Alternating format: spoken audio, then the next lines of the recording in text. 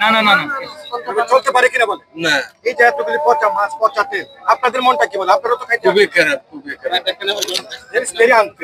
অভিযান কিন্তু এটা অব্যাহত রাখতে হবে। ওকে, ডান।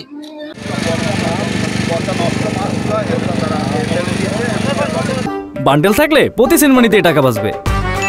বিকাশ সেনমানি বান্ডেল কিনে জিতুন প্রতি লেনদেনে।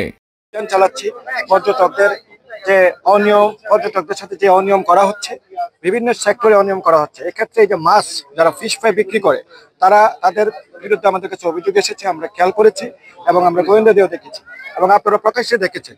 তারা মাছ দেখাচ্ছে একটা, পিছনে গিয়ে মাছ দিচ্ছে হচ্ছে পচা মাছ, আবার দামও রাখতেছে বেশি এবং পচা তেল দিয়ে তারা এগুলো বিক্রি করতেছে। এবং বেশিরভাগ মাছ হলো পচা, যেটা বরফ দিয়ে আজকে দীর্ঘদিন ধরে রাখা হয়েছে এবং পর্যটকরা কিন্তু এটা বুঝতে পারতেছে না।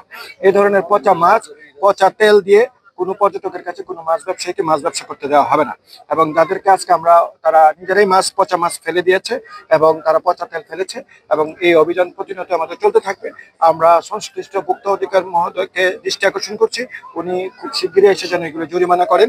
আর যে সংশ্লিষ্ট কর্তৃপক্ষ, বিশেষ করে জেলা প্রশাসন মহোদয়কে আমরা অনুরোধ করব যে যারা এই ধরনের পচা মাছ, পচা ব্যবসায়ী, তাদেরকে যেন কাজ না দেওয়া হয়। আর আমরা আপনাদের মাধ্যমে পুলিশ আমরা জানাচ্ছি, কক্সবাজার যারা আমাদের এই পর্যটকের সাথে এই ধরনের প্রতারণা করতেছে, তাদের বিরুদ্ধে কঠোর হস্তে তাদেরকে আমরা দমন করব। কোনো অবস্থাতে সে যাই হোক, যত বড় সিন্ডিকেটই হোক, তাকে ছাড় দেওয়া হবে না।